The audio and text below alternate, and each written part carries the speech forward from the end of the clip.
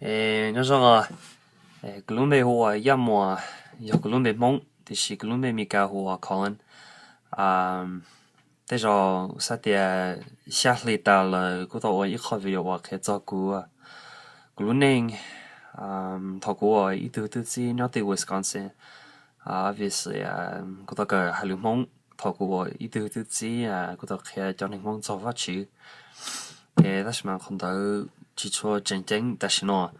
mo abitu我到comment 到古，我到係啲這就個有到我被考 video 簽字，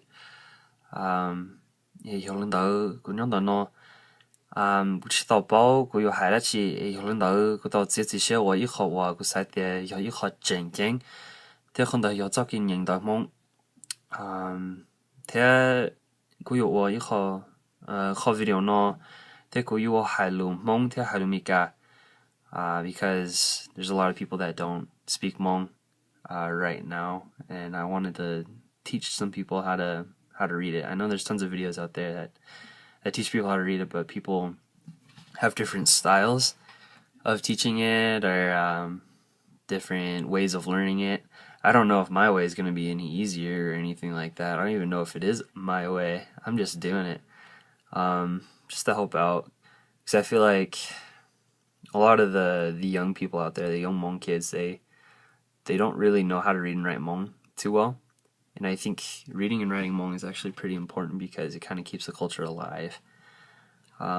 Eventually, once the older generation dies off, the younger generation, they're not even going to speak Hmong anymore. They're not even going to know how to read or write it, and so the culture is just going to slowly die away. The language is slowly dying right now anyways. And I think it's really sad because Hmong is definitely beautiful. It's a beautiful language, and so I want to help keeping it alive. And so I wanted to make a video to help people learn how to read and write. And so I know there's tons out there, but hopefully this one will help somebody. And so I decided I was going to start out with just like the easy stuff. The vowels. The vowels are pretty simple. Extremely simple. There's only 2 vowels in Hmong that a non-native might have trouble with. This video is for Hmong kids and for white people or African Americans or Hispanic, whoever wants to learn Hmong, it doesn't matter. Because I know when I was becoming a missionary, I knew I was going to speak Hmong. I wanted to learn how to speak it, before I even went, because I just thought it was so cool. And so maybe somebody like that will see the video and maybe this will help out. And so I wanted to start with vowels. And so I'll point you to what I wrote out.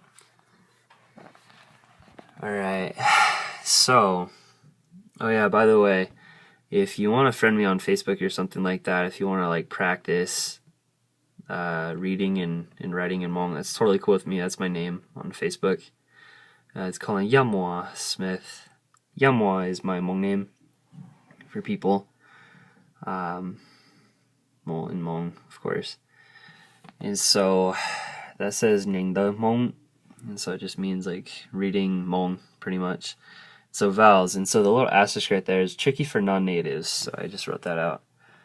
Alright, so like the basic vowels, there's A, E, I, O, U, and W. W is a vowel in Hmong. And it's pretty tricky for non-natives as well.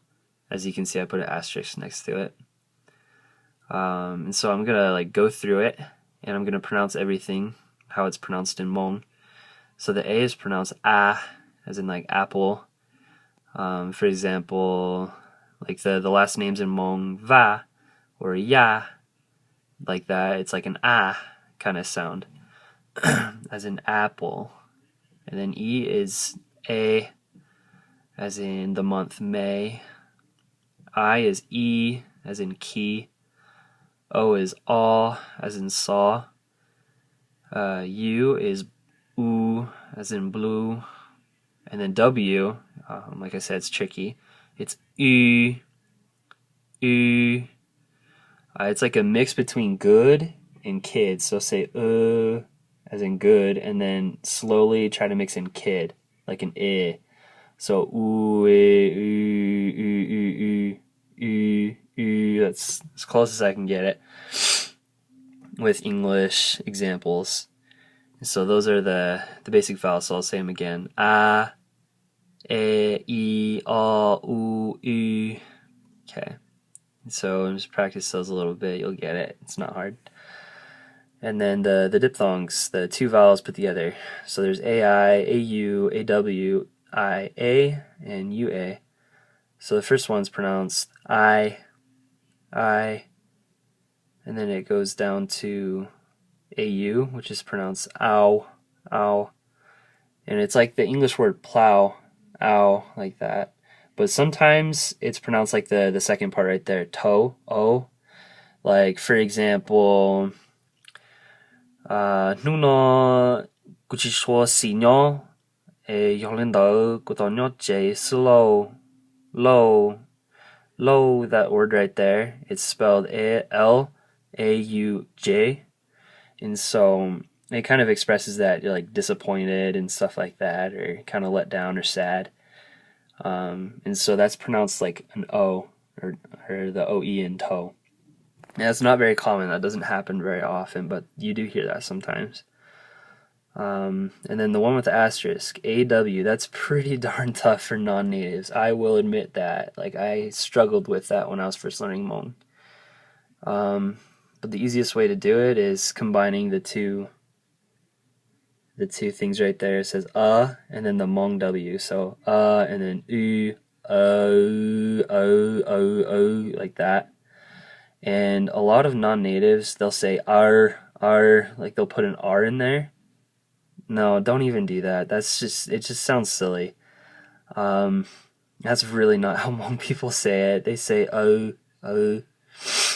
It's a pretty common vowel as well. They say it all the time. There's tons of words with it, and so you're gonna have to get to know it very well. So practice it. So and U, O. Okay. So IA is Ia, as in like the Hmong names Blia or Chia. That's pretty simple. And then UA is Ua. So it's just like the U and the A put together. So the A right there and the U. Ua, kind of like that. It's just a U and A put together with a little funny face. And then the last part of it is the double vowels. And whenever you see a double vowel, it means it has an NG ending right there.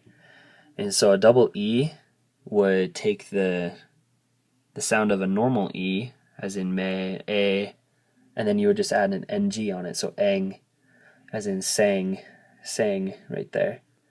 Like you sang a song, which is the double O. The double O is ong, so sang a song.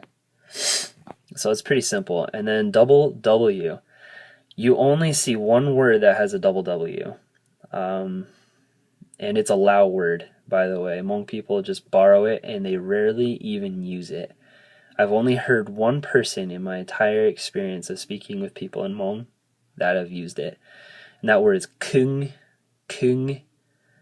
And pretty much, this is an example of it. Bei mong kung, it means like 3:30, 3:30 or something like that. Kung just means it's like 30 minutes after. So bei mong kung, bei means 3, mong is like a clock, kung 30 or 30. So 3:30, 3:30. And so I'll run through it one more time.